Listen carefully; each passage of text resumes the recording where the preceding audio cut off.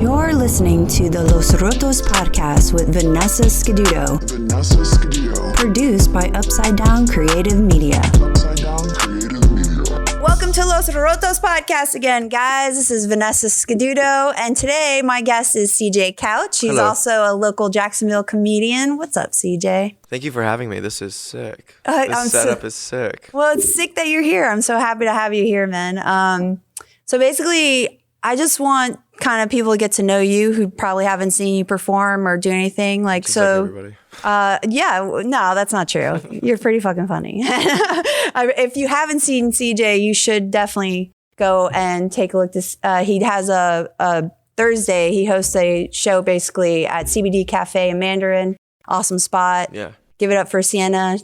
She runs that place with the... Yeah, basically, my name's CJ Couch. I'm born and raised here. I'm 29, and I do comedy. And the Thursday mic has turned into I can't believe how many people come, like audience members. Yeah, it's pretty amazing. Actually, I'm also surprised at the age range. You know, so weird. It is, but it could be just because it's not a bar. I think, yeah. And also, I don't know, but it's like for the first time in my life, I actually feel old.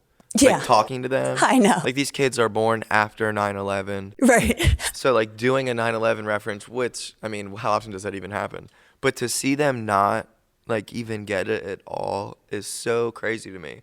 They fascinate me, the stuff they laugh at. Well, I had that one head joke, Roadhead, and the kid's like, I don't know what that is. And I was like, I thought he was fucking with me. I was like, you know what head is? And he goes, no. And I go, do you know what a fucking blowjob is, dude? Dude, have you gotten one, bro? I was like, I hope you're over 18 because this conversation is not happening. We're getting in trouble. I was like, what the fuck? So you can bring your dog if you'd like to. Right. And there's this little dog there. And this girl, I'm like, how old's your dog, you know? She said, 3 years old. And I was like, oh, that's cool. I've had my dog for 9 years. It's a part of who I am. And she's like, yeah, I got it at 14. And I was like, you're 17 years old. How do you know about this? When I was 17, I knew nothing of open mic comedy. Yeah, that's cool, I guess. I knew about comedy. I just didn't realize you could go to open mics or something. I loved comedy. Yeah, I loved comedy. But I never knew of, I guess, the underground of what it takes to become a comic. But I think it's also technology now because I'm a decade older than you, and I'll tell you what, the amount of punk shows we used to go to, that there was no Facebook event. We just word of mouth, or we would go to let's say I lived near Tampa, so in Ybor, we'd go down to, I think it's called Ophirium or something. They're moving now, but we would go there and see what shows are coming. We had to physically go to the spot to look at what their event list was, or maybe look at the newspaper, literally go in the newspaper and look at what is coming up. I've been really thinking about the metaverse and all that. And I wish I had a bunch of money and the understanding of coding, because if you could now, okay, I work in construction, I do wallpaper and I paint and stuff. To be able to figure out how to build homes in the metaverse where you're a construction worker in the metaverse and you're designing homes, because people are gonna. No, but did you hear so much money they're selling actual lots in the metaverse? Exactly. Somebody spent $2.3 million to have a lot next to Snoop Dogg's lot. I was like, what? It's so ridiculous. I was like, how do I buy real estate in there? Because these dumb fucks are gonna buy, fake real estate. Exactly. But you become a developer. Right. For the neighborhood. You build neighborhoods and sell the homes. Yeah, I was even going to actually talk to my producer, Marshall, about this, because I was like, if we could actually somehow host the podcast in the metaverse. Oh, yeah. You know what I mean? Be one of those first time. That is legit. Somebody will go there and watch it or whatever. I already feel we're in a simulation, and I'm like, are we creating another simulation within our simulation? Yeah, exactly. We're just simulate.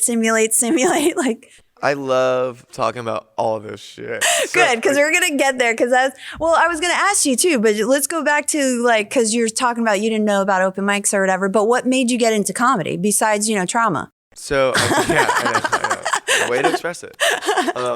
I've always loved comedy, and with the XM radio stuff, Raw Dog Radio and all that, every family vacation I've ever been on, we would get XM just for the trip. Oh, okay. So we would listen to comedy the entire time.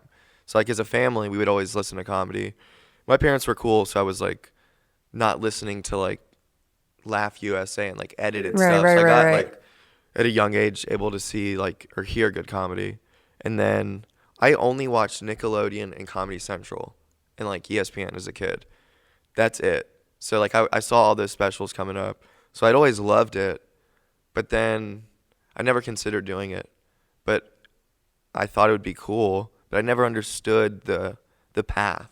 Right. Like, how do you do something like that? Exactly. And then I had friends telling me to do it when I was like 18. And then from listening to Alex Jones's shit in like 2011. It's so funny. It's so funny. So like, It's so hilarious. I don't know why people take him so seriously because Exactly. he's like Trump, you know, it's just laugh at it, dude. so funny. It's so funny. And like, then there's these like bits of real shit that he's Yes. talking about. Yeah. That you're like, what the fuck? Like the Bohemian Grove shit specifically. Right. That video, whenever it came out, obviously I wasn't into it then. But years later, it like resurfaced on YouTube. Right. And it got me. And I started listening to him on like my iPad through the podcast app. He had a show on there every day. And this is like 2011, 2012. And then Recommended For You came up, and it was Joe Rogan. Okay. So I started listening to Rogan, and he had all comics on talking about the path to do it. Mm-hmm. And I was like, oh, shit. Like, I get it. But then I was just a chicken. Right. And then, Which I'm surprised because you seem so comfortable out there. but also this is like me now. This is when I was 20. Oh, okay. And I've done a podcast for years and hosted it myself and did solo episodes. So like now I'm very comfortable doing stuff like this, getting on stage. But back then I had no experience doing that. Like the one time I'd been on stage was for like a baseball team. We won the championship. So we had a big party and I sang O-Town Liquid Dream, like performed it at Monkey's Uncle. For like Was it 13 good? I mean, did you do good? It was so like looking. Were you drunk or something? Or I was 8 years old. Oh, Like, you were 8. Okay, I thought you were. Looking back on it, I look like the gayest little 8-year-old kid of all time. I was like dancing, singing boy band music. Like I had frosted tips. It was sick, dude. It was pretty badass. Yeah. I was gonna say that's right. And then I never got on stage again until I bombed for my first time. So So you didn't do any kind of arts before that, like anything else creative or anything? I mean, I've played guitar since I was 10 years old. but never like performed in front of people with it. No, I mean, me and Dean were in a band actually. Dean Oh, I Namick. didn't know that. It was not serious at all, but we did like create a song and shit. What does Dean? Wait. What does Dean play? Bass. Oh, I didn't know that. Okay. Yeah. So he was playing bass. I was on guitar. This other kid was on guitar. Maybe we should just make a comic band. Be so sick. I did. so I was a fun. trained musician, so that's why I was like, See, I'm like I'm good at guitar. Like if I play guitar, you'd be like, oh, he knows what he's doing. Yeah, yeah. But I taught myself. I'm an only child. you're right. Other than the brief stint with Dean, I've never played with other people. So it's really hard for me to play with other people. Like just playing like 4 bars of the same thing over and over is so boring to me. Yes. You know, like I just want to fuck around. So like it's really hard for me to like get creative through music with other people. I suck at it. I think you do, but I've jammed at CBD after. Sienna's Okay. dad plays drums. Okay. Like if you wanted to, any Thursday after, we could play music till 2 a.m. Oh, okay. Like he's cool. Yeah, I'm just old now. Like It's that so- sounds tiring to me. It's so tiring. I think it's also as a comic, you know, that like you're hosting it, so you're already going to say whatever the fuck you want, the like best. whatever. But when you're the comic who knows that you only got 5 minutes, and you know that crowd's kind of weird. It's a different Yeah. kind of crowd because you're not sure exactly who's going to show up, the age range, how you're going to be able to relate to them. They're so hard. Like I've had to tell them to wake up. I was like, you're too young to look this tired and not Exactly. involved. but they don't leave. Yeah, So they look like they're not having a good time. but they stay. and it's a packed room and they're just staring at you. I think it's just all the kava and everything. I honestly think it's like there's no alcohol there. Mm-hmm. They're not even old enough to drink anyways. Right. So they're just super stoned. I really think that's what it is. Yeah, they're just. They're all super stoned and they're sitting there. And then they're like, a lot of them are on dates, I've noticed. Yeah, I did notice that too. There's couples that come Yeah. in. Mhm. And I think they're all just trying to be cool. Yeah, what I maybe mean? it's because we're older. We don't give a fuck anymore. Like, Yeah. because I mean, obviously the comics, we get stoned, but I think that just makes us funnier. We just get even more involved into it. And there's definitely a level. Like, if I get too stoned, so sometimes I'll have an edible and I will eat it, you know, like right before the show. Mm-hmm. And like when it kicks in, when it's too much, I get like 2 in my head and I like cannot progress a sentence. Because I think I'm saying something stupid and they know, even though they have no fucking idea what's going on. Have you ever tried hemp milk? No. Okay. Oh, yes. Yeah, I used to make it all the time. This one was like a particular brand that you could buy in California. I don't know if they make it anymore only because the laws changed where that, you know, you can only have 100 milligrams. But this bottle would look like a 5-hour power size bottle and it would have 1,000 milligrams in it. Okay. Jesus. So their serving size was the cap. You just pour the cap in. Yeah. So I hadn't had it before, right? And I was visiting from Florida before I moved to California. Obviously, I'm back. But, and my friend was like, be careful. You know, like, just be careful. So I took a cap, waited 30 minutes, kind of felt something. But when he wasn't looking, I was like, fuck it, I'm taking another cap. That's a whole double dose. Yeah. You know? It's at least 200 milligrams, right? Yeah. And so my friend falls asleep. I'm watching some weird detective thing. I wish I could remember the actual name. But as I'm watching it, like I could hear their thoughts and they were each telling each other, you're full of shit. Like I was just like the universe was going like, I was literally reading people's thoughts going, oh, they're all full of shit. Everybody's just full of shit. Yes. You broke down the universe. I haven't been that high though in a long time because I guess my tolerance went up. So me too. I haven't been that high in a long time except for on Thanksgiving. So my girlfriend is not like a weed smoker at all. Like at all. Like if she hits my bong once with a little hit, she's giggling and we're having like the most fun. Right. Like that old high school level of being stoned. Yes. Everything's the best. So it's hard for me to get there, but I ate 2 edibles that I'd made and smoked a bunch of weed and I was watching the Cowboys game and like I got so like into it that I was like, this is literally like watching this is like 2 war, like a battle going on. And there's like these coaches orchestrating stuff from up here and they're looking down on the battlefield and they're all watching. And I started laughing like the hardest I've ever laughed in my life at like how ridiculous it was. Yeah. Because I heard the punt, like the punter punted it and it sounded like a bomb going off because he punted the shit out of it. You know?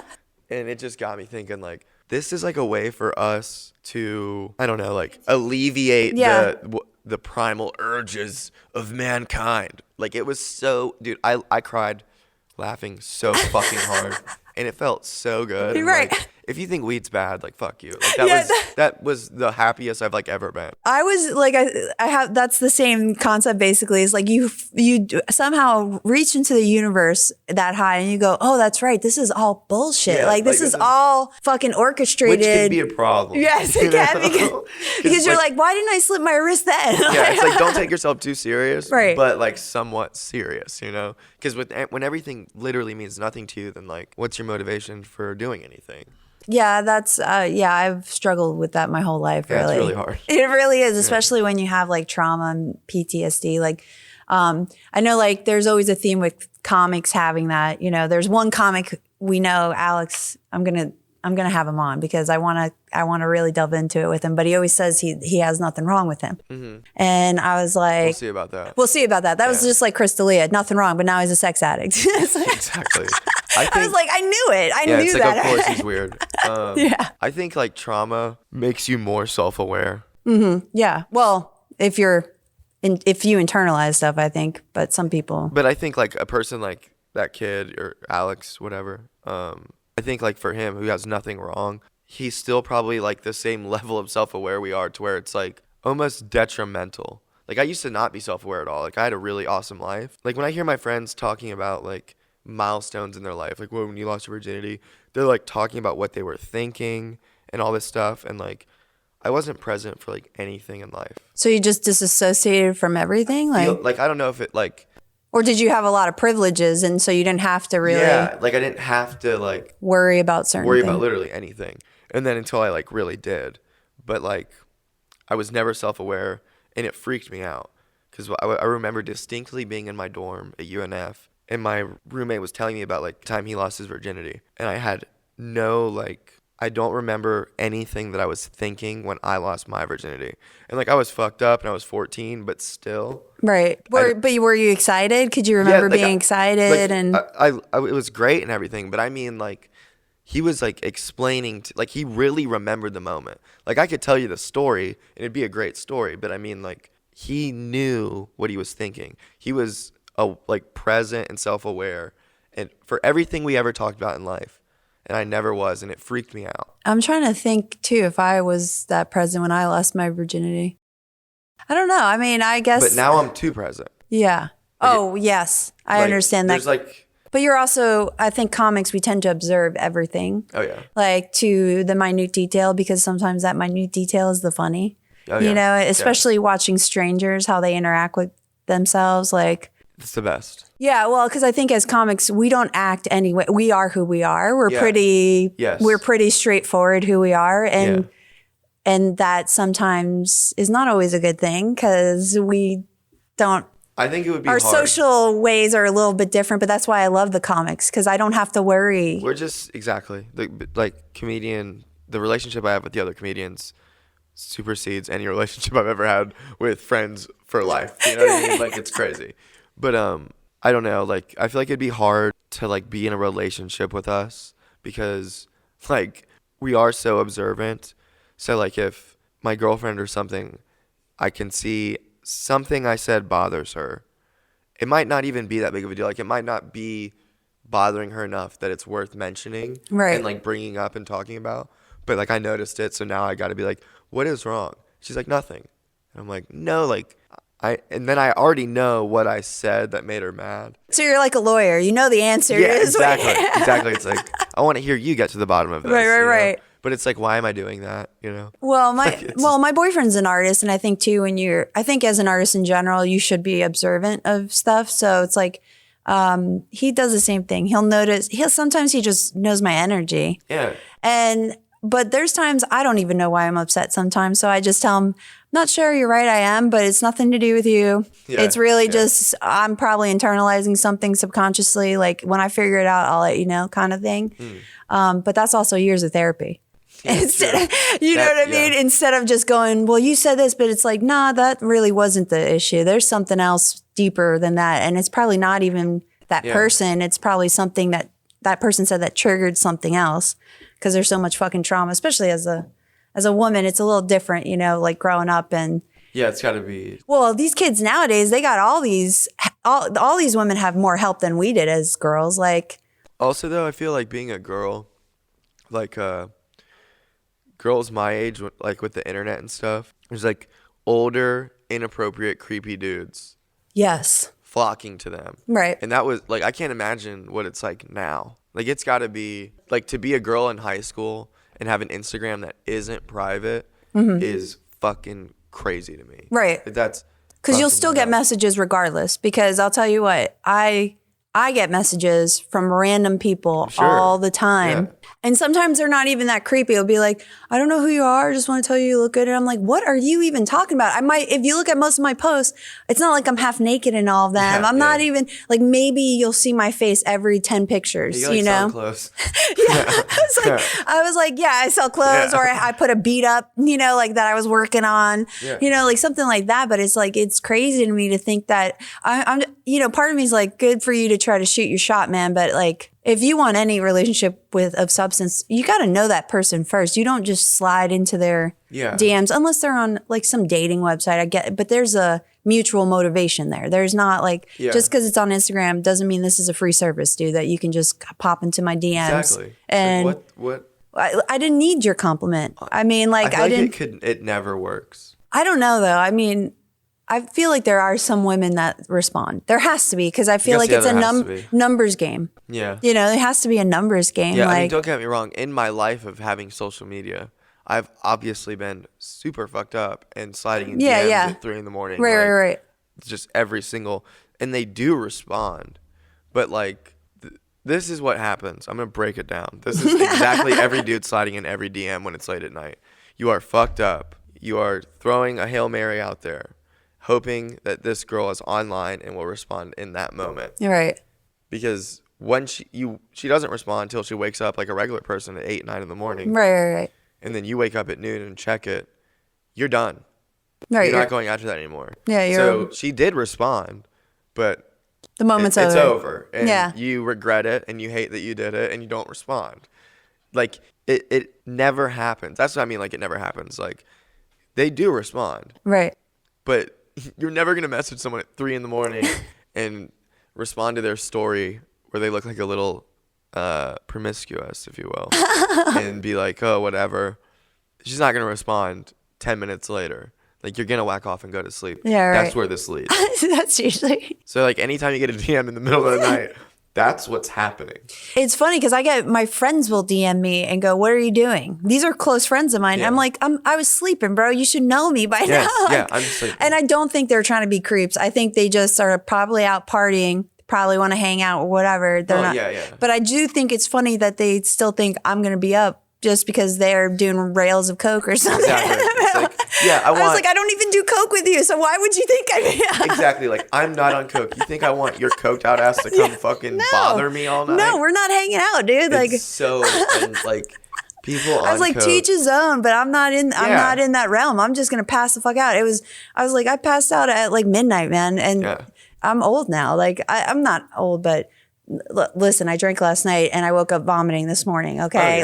And I don't do that normally.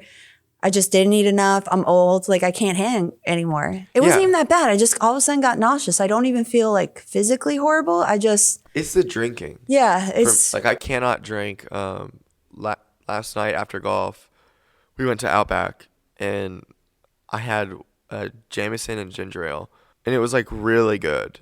And I drank like most of it. Yeah, I know you like your Jameson. But. Yeah, I felt awesome. Right. And then all of a sudden I drank like too much, which was still just that one drink. And I instantly got like super tired. Like, I don't see how people can like drink for every day too. For long periods of time too. Well, so yesterday, like I ate something and I had a few beers, but like I had a friend offer me a shot and that was what happened is because I don't normally drink alcohol or liquor anymore because I'm getting older and I feel like shit the next day. It's gnarly, yeah. And I was right again that I felt like I hadn't even drank in a long time. And then I drank last night for the first time and I was like midnight. I was already home. It's not even like I was all night. Yeah. Woke up 8:45 this morning. All of a sudden, drink some water. Then I got to go throw up. And I'm like, why? My alcohol's like so gross. Like, it doesn't taste good. I like being buzzed. Like, it's so fun. But I hate the process of it. So I actually only like take shots. Like, if I was like drinking, like if I'm like out with my friends or whatever and we go to a bar, I don't order a drink. Like, I only order shots. So I'll order 2 shots right away. Right. And then take those.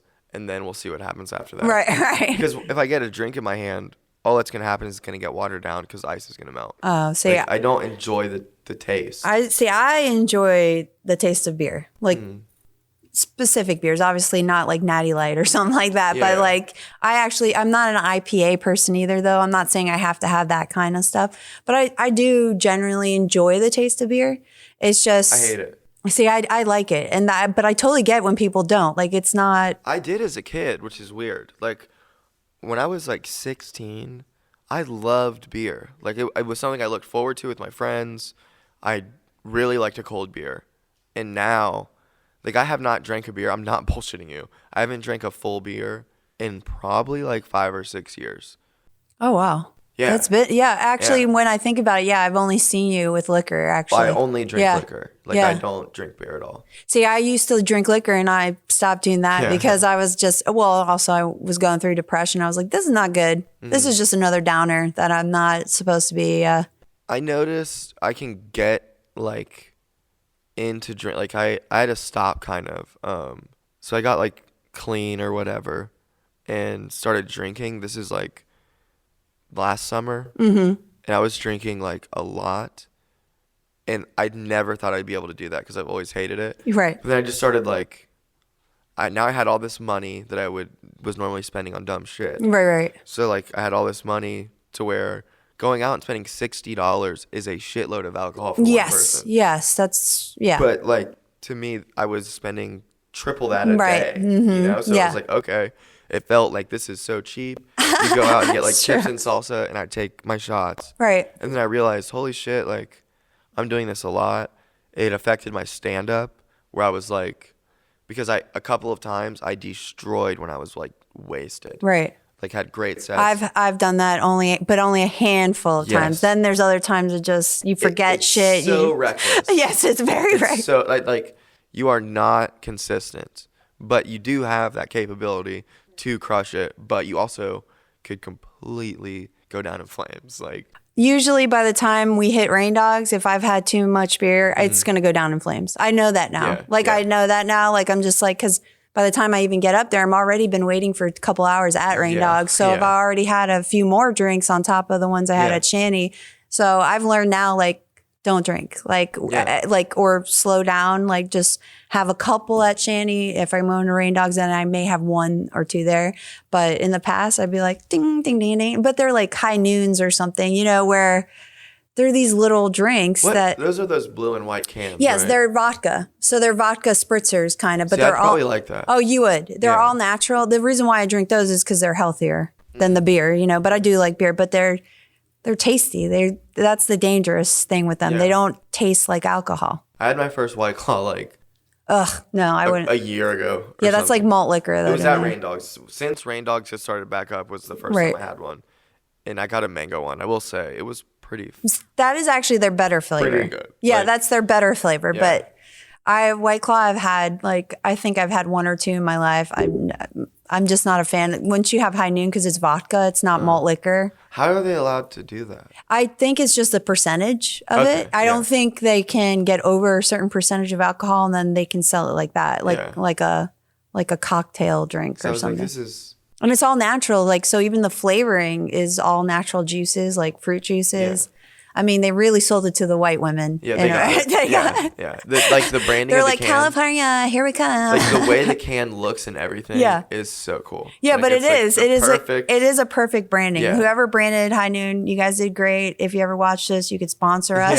Yeah. I'll start drinking. It. we would totally start drinking it on camera, no problem. What's your plan for this podcast? Okay, so I have a couple questions for you because you already talked about. Not us. I meant like for what this podcast is going to become. Like, what's your? Oh, well, I want to showcase the Jacksonville comics, but I also eventually want to branch out to other creatives and other even small businesses Just in the everyone community. in general. Yeah. Yeah, in the community though, but I mean, I really want people I think are doing good, like cool and good things, because I don't think we get a lot of hype here. Like I know a lot of famous comics don't even want to come to Jacksonville, Yeah, I know. and I don't blame them. I Yeah. don't blame them because they probably From don't. the outside looking in. Yeah, from the outside looking in. But I think when they do finally come here, they're like, oh, they're not so bad. Like it's not. But you know, they're all living in different simulations outside of ours. So, Yeah, exactly. so it's kind of like giving them some idea of what's actually happening and going on in our city. Because Jacksonville, I mean, I have a love-hate for Jacksonville. Like I love it, but there's also things I hate about it. But that's in any city. Yeah, for sure. You know, that's in any city really, but I've always felt at home here. Though even though I'm from New York City, lived in Miami, Jacksonville has always still felt like home to me. So I've lived on and off in Jacksonville, I guess almost 20 years now. Yeah. Yeah, so I've been here most of my adult life really. I mean, I don't know that many places in the country where you can get on stage as much as you can here. Well, I'll tell you LA and all of them. For sure. Well, there's mics, but you don't, the You're not- chance of getting on Yeah. there is different because there's a raffle. Yeah, you're waiting for 300 other people. Oh my God.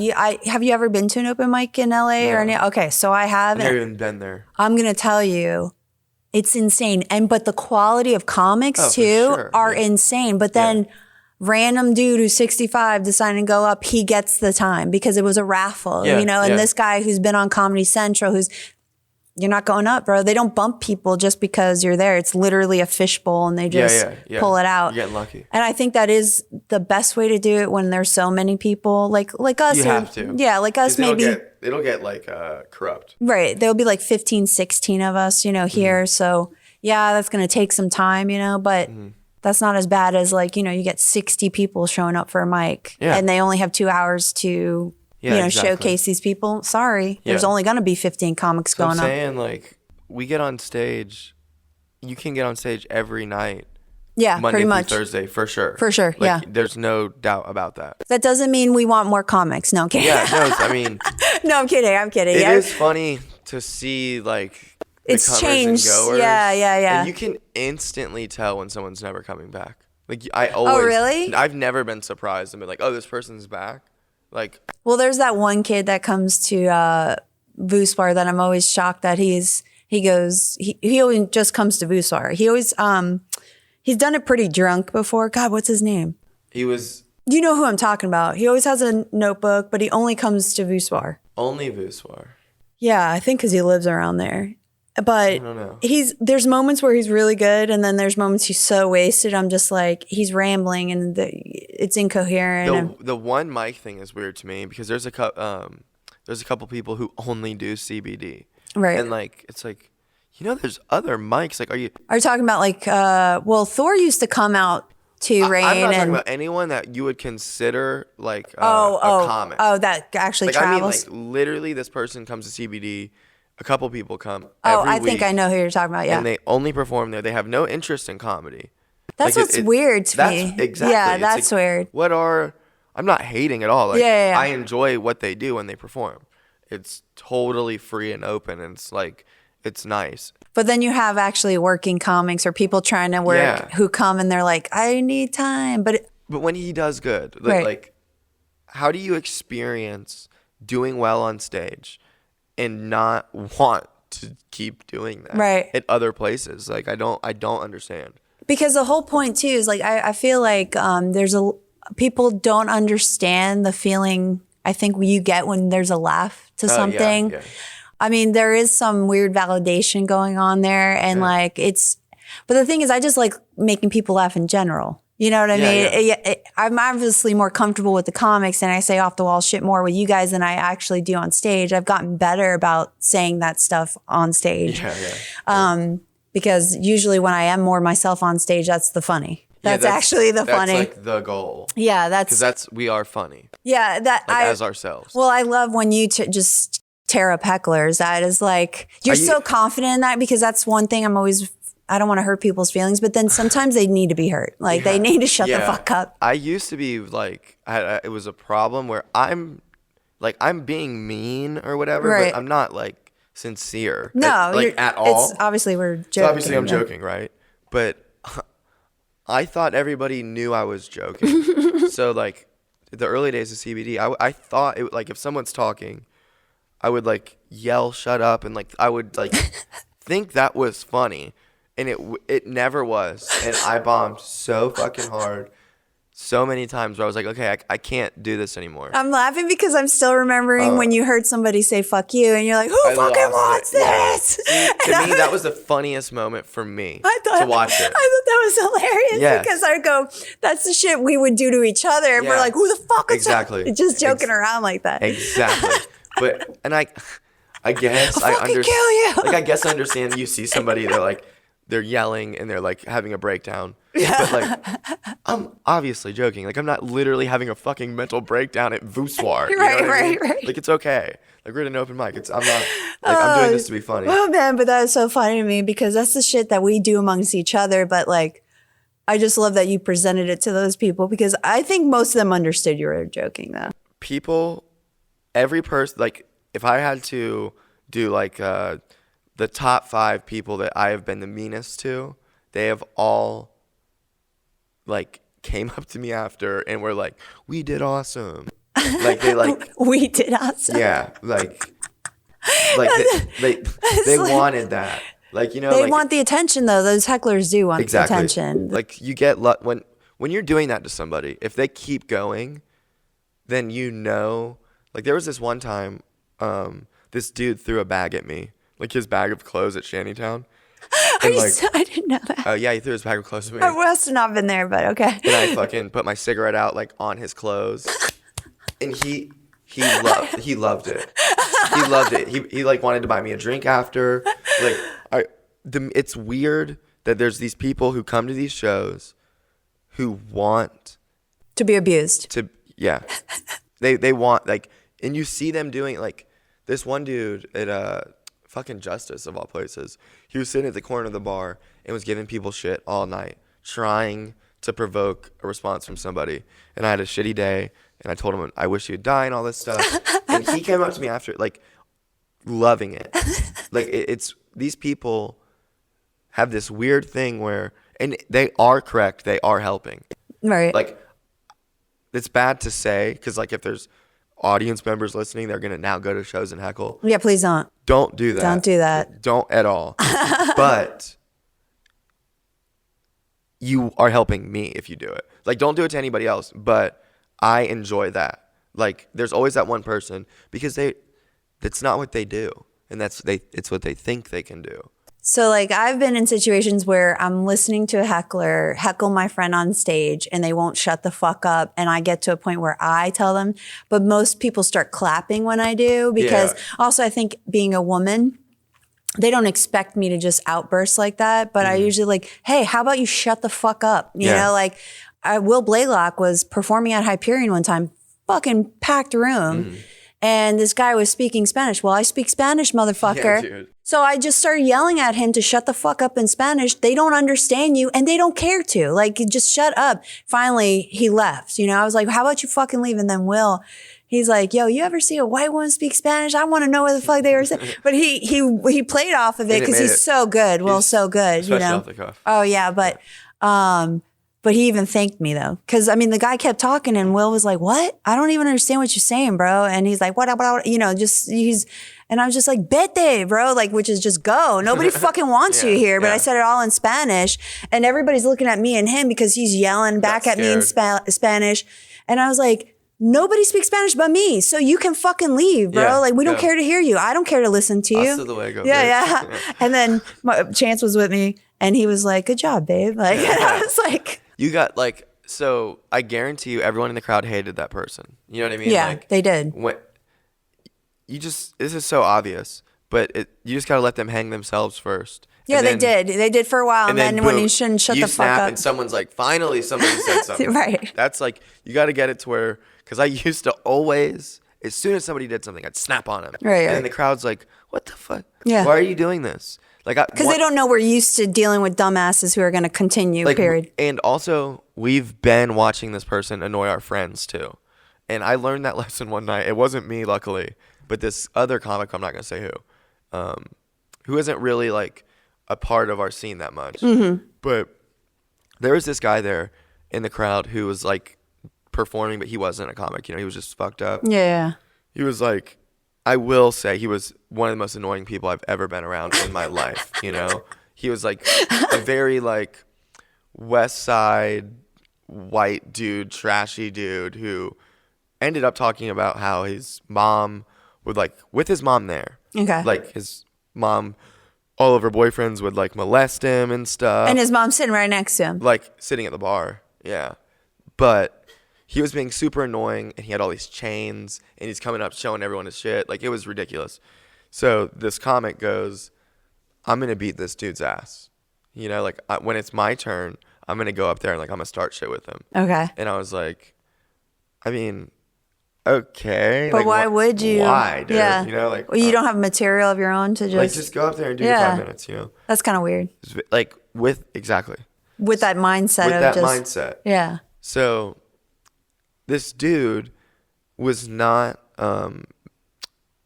he had no ill intent, the guy who was annoying. Yeah. He was just being an annoying person, dude with all the best of intentions. Right. All the best of intentions, but he could not execute. And he was the worst. But he goes on stage, starts his set, tells one joke, and then says to the guy, you know, why are your shoes so big? Which he's like trying, like it's so stupid, right? Right. And the guy says, well, I just wear a bunch of socks, which was like in that time really fucking funny. It is funny. That was so funny. Instead of saying I have because I have a big dick, you know, just, like He said I wore a bunch of socks. Yeah. Like, it was like the most random response. But I loved it. It was instant. Right. It was like, it was almost as if he'd said it before, but there's no way he's ever right. said that. You know? Yeah. And the kid then, everyone laughed and it made him mad. So now... yeah, because it's funny. Response. Because he lost. Yeah, he lost. And he starts trying to go after him. And now the whole crowd is like, why are you doing this? Yeah. You know? And I was like, he could have, like, the crowd hated the audience member. That if he would have let that guy heckle him first, he could have said everything that he said. Right. But he didn't let that guy fuck up during his set. You got to let that person offend you and the crowd notice it. And then the crowd goes, well, is this person going to defend themselves? Versus you just go shit on this dude. So so basically he failed. He failed. He failed. And then me and Dean specifically were sitting next to each other. I'll never forget this.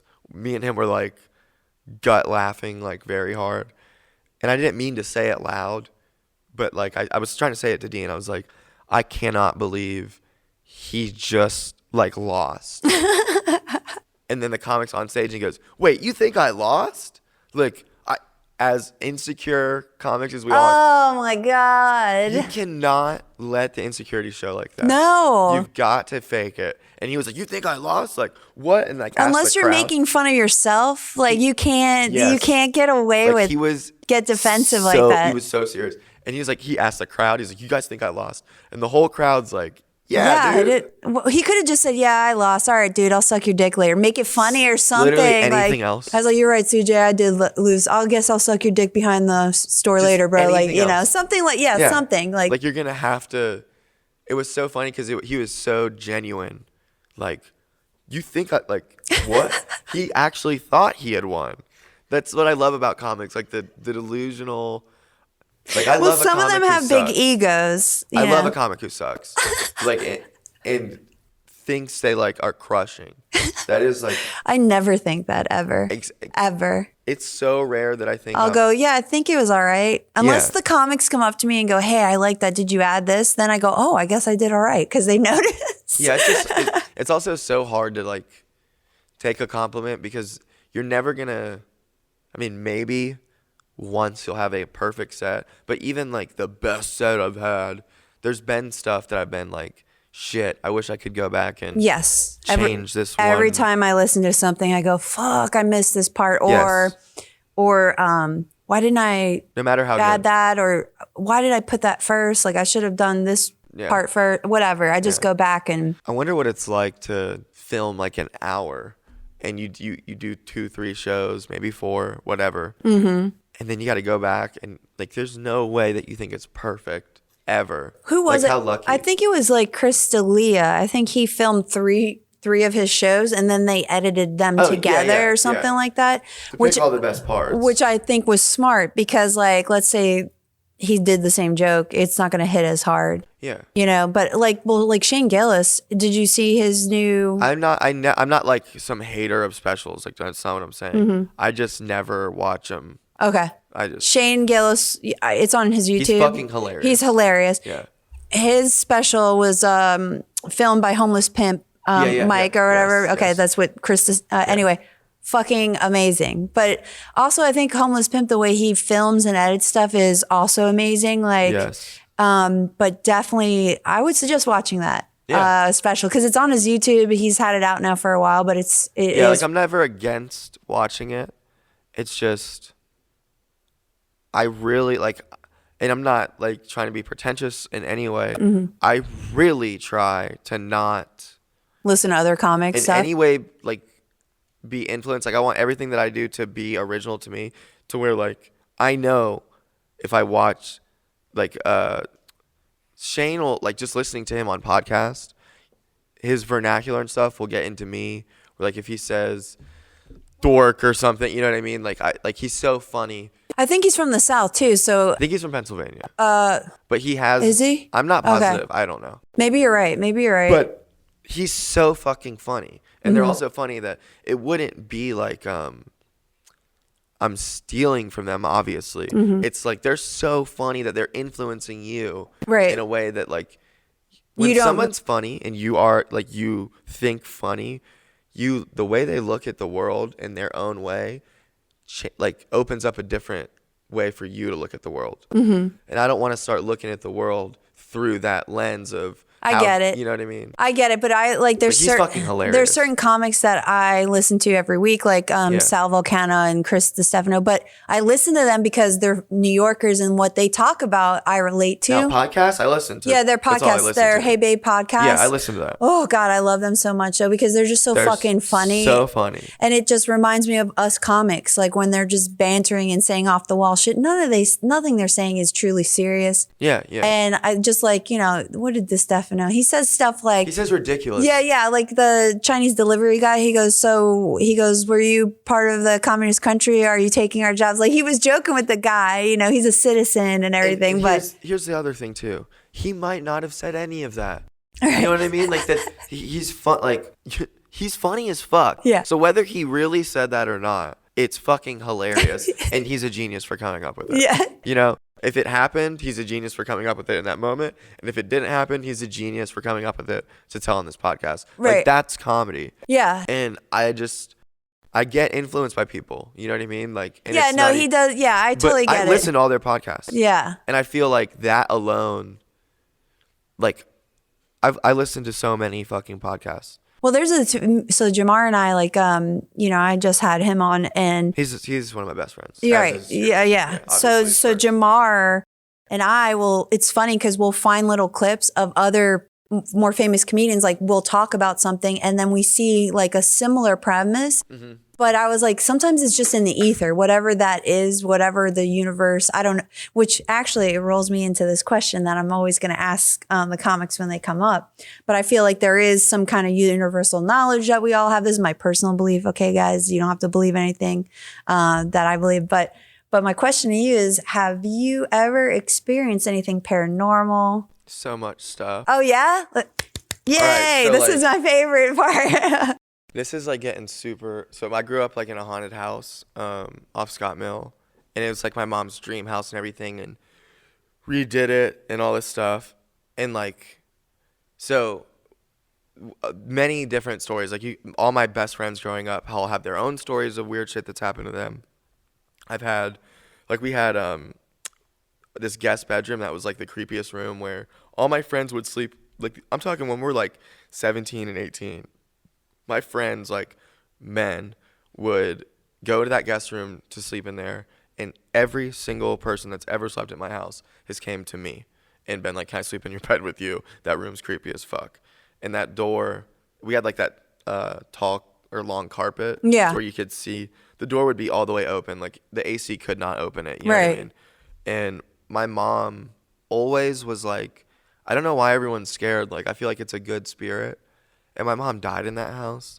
And the haunting of Hill House, how the girl's haunting herself. Yes. Like, if you're a ghost and you can transcend time and you want to, and you're trapped in this house or whatever, wouldn't you go back to, like, the happiest time of your life when your family was living in this house? And wouldn't you just, like, be the one?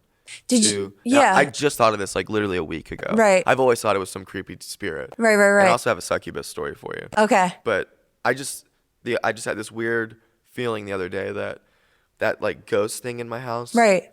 What if it was your mother? It was just my mom. Just doing what she would normally do? If I died, I would want, and I could go back and relive. Because who knows what reality is? Yeah. We don't know what dimension. Like, there's all kinds of planes of existence, possibly. Yeah. Like, I know for a fact that's when my mom was at her happiest. I know that. Right. And that's like when I feel like she would want to go and relive. Can I ask you a question though? Like, did you ever look into the history of the house before you guys moved in? Because it was like that creepy that we did. And no one's ever died there or anything. It's an old house in the sense of 1950 it was built, but it was two different, like the house is very long, so there's like the main part of the house, and then there was this like breezeway that was converted into like a part of the house, so it looks like one solid house. But initially it was a house, a breezeway, and then an apartment. And like the house just had all this creepy stuff, like everyone had weird vibes there, but it's like the creepiest thing.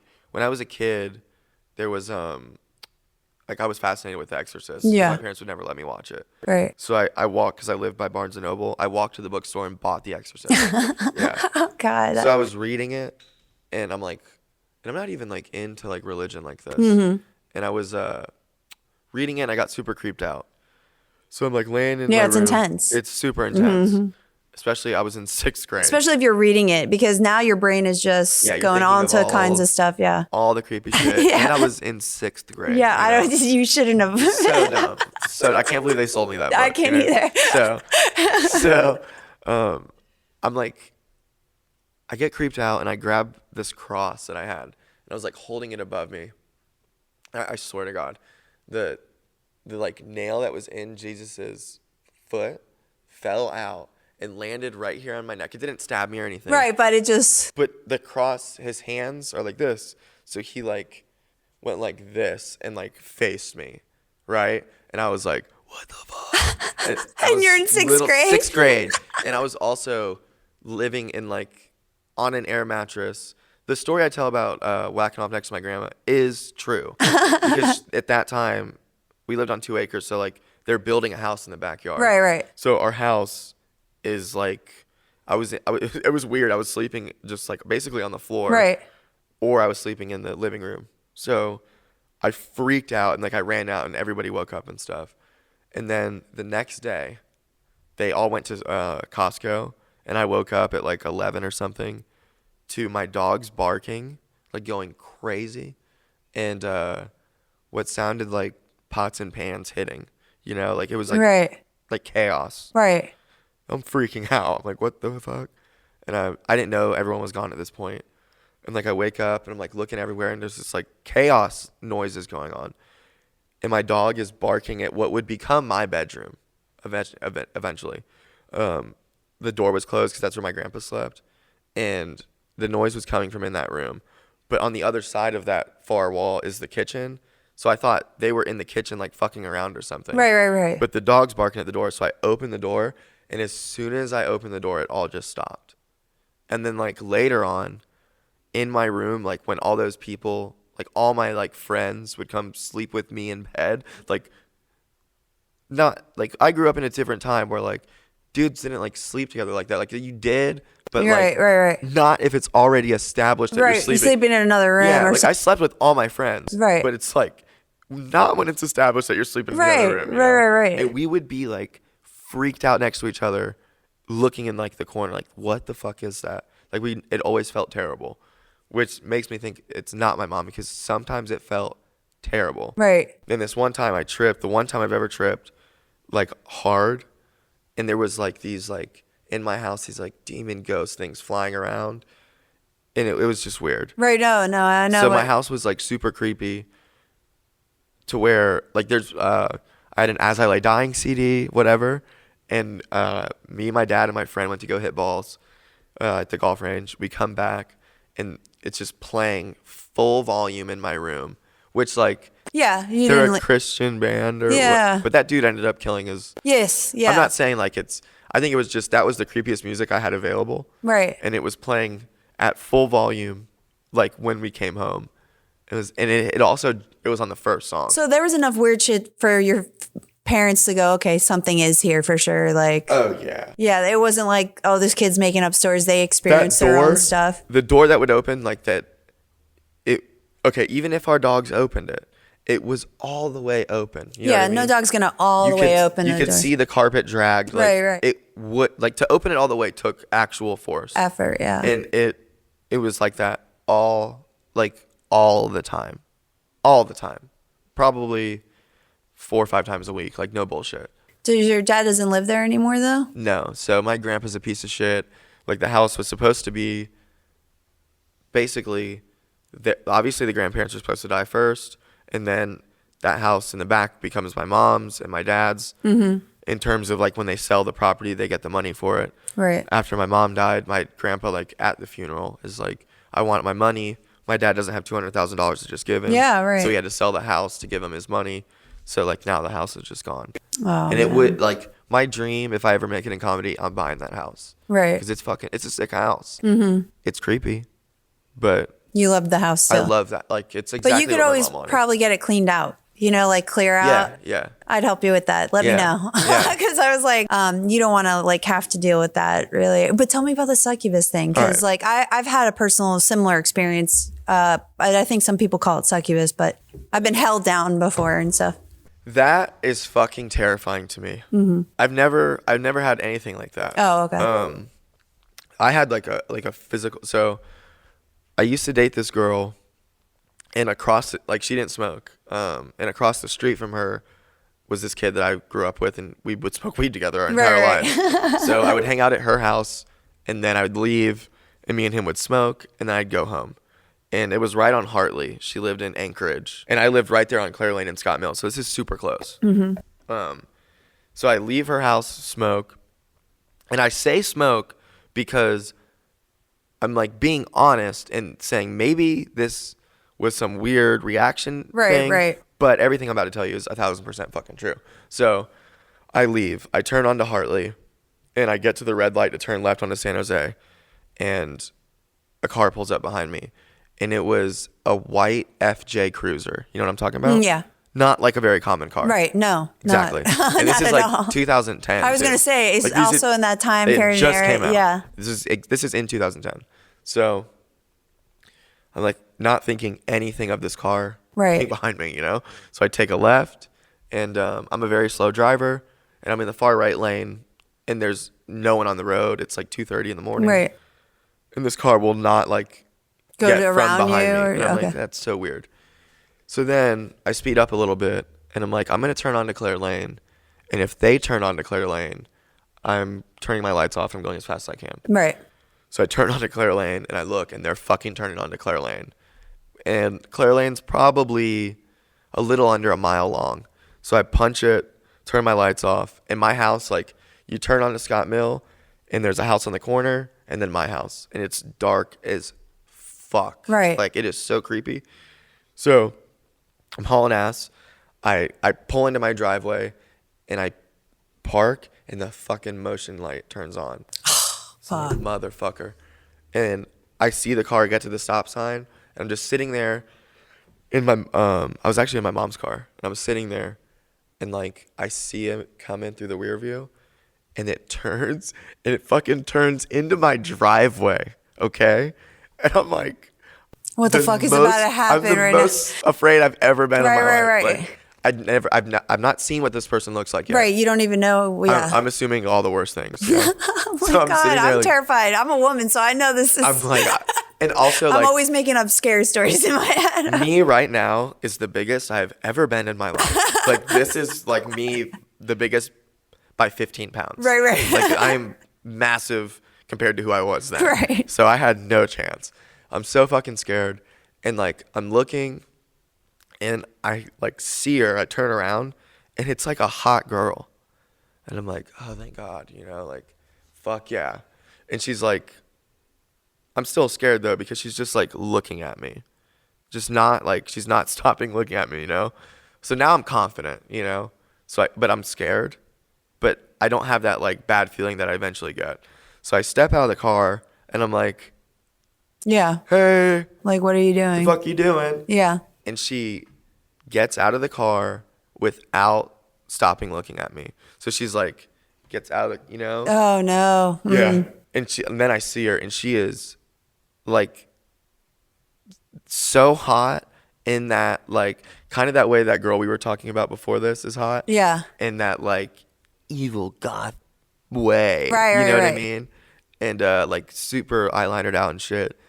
And I was like, what's going on? Like, you're like actually scaring me right now, because now I'm scared. Right. Because when I saw her like looking at me. But did you say that to her? That's exactly what I said. Okay. Yeah. I was like, I'm scared. Like, I was shaking. Right. I was like, what's going on? And she's like, you don't remember me? And I was like, okay, like, I used to get so fucked up on like Xanax and stuff. So I was like, okay, maybe we met at a party, and you like, I don't remember you, but I'm sorry, but no, I don't. Like, what's your name? And she's like, no, like, you remember me. And I was like, okay, what's your name? She says, Sam. And like, I know two Sams, and it's not her. Right. You know? I was like, and that's actually what I told her. I was like, I know two Sams. I'm sorry. And I'm just thinking I blacked out. Right. sorry. So I'm Right. like, I don't remember you. What's like, are you going to leave, you know? And she starts like getting angry. Like, she's like, you don't remember me? I'm not trying to talk to her. No, She's like, you're fine. She's Yeah. like, you don't remember me? Right, and I'm right. like, no. Like, and she like had her keys in her hand. She like slapped her like thighs, you know? She was wearing this like black dress. And she's like was angry and insisting that I knew her and insisting that it wasn't part, because I was like, look, I'm sorry I don't remember you. I get fucked up sometimes. Like, this isn't, like, if I told you that we were in love and all, like, I'm like trying to justify all these things that I'm just creating in my mind. Right, because like, you don't know what you said. you Plus, know? you're a dopey kid at the time, yeah. And she's like, that's not what it is. And I was like, okay, well, like, look, I don't know who you are. We're having Obviously. a mix-up. I was like, I don't know if you're fucking with me. Right. And like, But you're on my property, bitch. yeah, I was like, can you just leave? Right. And she's like, you're not like gonna let me come inside. Oh, no. And I was like, are you joking? She's like, no, like, let me come inside. And then now I'm like, I had a gate. Like, I have a very long yard at that time. Mm-hmm. And we had like, you pulled into our driveway and it wasn't gated, but to get to our house, you had to go through a little gate. Yeah. So like, I'm walking towards that gate and like, I grab it and she's like, you're gonna let me in. And I was like, all right, you're like freaking me out. There's no fucking way I'm letting you in. Like, fuck no. And she's like super angry, gets in her car, like peels out, like, you know, fucking drives way off fast. And I get to the door and my dogs were like, Already there. like they were losing it. My dad was at the door. He's like, the fuck was that? Thinking I was like Doing something crazy in the yard. and I get in trouble for it and all this Right. bullshit, you know? And so I was also I'm very scared, obviously. Mm-hmm. And my TV stopped working like probably 2 weeks before that in my room. And my friend was sleeping over and the TV literally was like turning on and turning off all by itself to the point where we like took the controller, put it here. So I unplugged it. I Right. think the TV is broken. So I'm sleeping in that creepy room so I can watch TV. Mm-hmm. So I go from being scared by that succubus to making munchies and going into that room. And that night, I had such scary dreams about like the devil and being possessed and stuff, like in that room, that I went into my parents' room as an 18-year-old And slept in who there. had just moved back in from like dropping out. And I was like, I have to sleep in here. Like, I'm so fucking scared right now. And then they like obviously let me. Right. But like that, like I had crazy dreams. So what do you think? You know, she almost sounds like a vampire or something, though, like where she has to be invited in. But also, I think a succubus also does, but I don't know. I feel like you would know. Succubus, I feel like they come to you in dreams or they take your energy from like fucking you or something like that, you know? But it also sounds like maybe she knew what that house was. Almost like she God, wanted I hate to, that. you know what I'm saying? Like she wanted to get in the house. Because, and you said she was goth looking? Yeah. So I was going to ask you too about the house, like if you thought any kind of weird rituals were ever done in that house or seances, because even if nobody I'm died so there. scared right now. Like I just watched Hereditary like 2 weeks I ago. know, I heard you talking about I'm that. obsessed with that movie right Well, Chance told me it was so creepy. But I'll have to watch it now because I'm not about to cry of like emotion. I'm like so scared right now. Well, I mean, the thing is, like, if you think about it, I mean, it sounds like maybe somebody did something in the apartment at one point. The whole house was so fucking scary. Right. Like, we had But this, what if it's the property itself? boom. So it's 2 acres and there was woods in there and it just always felt creepy. Like I remember one night, me and my 2 friends, we like had gone skateboarding all day and stuff, and now it's nighttime and I had like woods and stuff. Right. So he's like, let's go hunting for snakes. Right. Which that's literally my biggest fear of all time. So we go out there and I'm too chicken to be like, no, I don't want to. Right. We go out there and within probably 10 minutes of being out in my backyard and in the woods and stuff, they were creeped out and like, let's not do this. So they had those weird God damn vibes. Well, the thing is too, if it's Native American land or something too, and like if it was taken away. It's 1,000% was all orange groves and like slave shit. Yeah. And this is Mandarin, like So that, if it's slave stuff, it could be voodoo. Yeah. It could be all sorts of creep.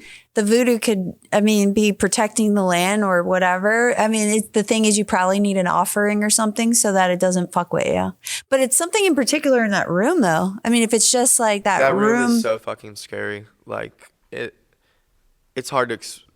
It's not that hard to explain. Everyone knows what I'm talking about. But like that room in particular was something was definitely up in that room. Yeah. God dang. I just feel like it's something. That type of person, so, like fucking scares me so much. Yeah, that they will like delves into that stuff. I just watched like so many YouTube videos on Hereditary and stuff. Like these cults, like they're legit. They will sacrifice you through like you without even knowing and like orchestrate events in your life and like I don't like any of that shit. Well, there's one. And it's also real. There's a story I heard from this guy that he was told to do this job. Like he had to be at a particular spot at a particular time. And he was telling the dispatcher, like, why can't so-and-so do it? And they go, well, they requested you particular. And she said, you must be there exactly at this time. And he said when he got there, he noticed the door was open.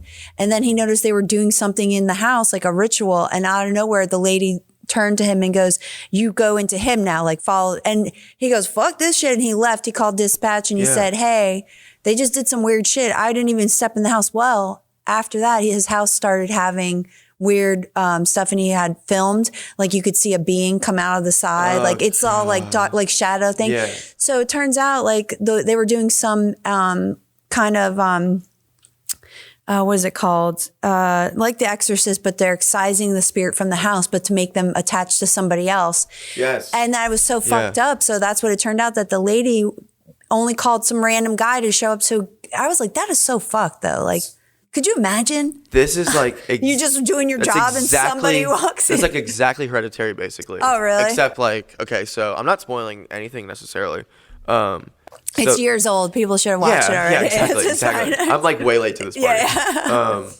The grandmother was like the queen of the cult. Right. And her job was to like, so she's the queen. So her family, one of her kids, like the first male, is supposed to be like for king payment, whatever the cult is. Right. Like their job on earth is to put a demon inside of a body so that they can have all the rewards of hell. Right. So they don't have to suffer in hell. They can be his queen or whatever. Mm-hmm. And like that is, I don't necessarily believe in like heaven and hell and shit like that, but negative shit in general is just that's why when you were saying stuff about the seance to those kids, I was like, do not do that. Don't do that. They wanted to so bad. Yeah, I was like, what are you fucking doing? Why are you fucking around with that shit? Like, unless you know how to protect yourself in a right way, most of these kids don't fuck around with that shit. Yeah. Don't fuck around with that shit, because if they don't even believe it's real, they're just fucking around. How are they going to believe they're really protecting themselves? Like, you have to believe that what you're doing is real, or that and it will manifest. That's why I think this is a simulation. Whether it's really happening or not, shit happens. Paranormal stuff happens. Yeah. But CJ, we're almost out of time here. I appreciate you being here, man. Yeah, no, and of course we'll have you back for sure. But thanks for watching, guys. We'll see ya. Bye. Thank you. That was so fun.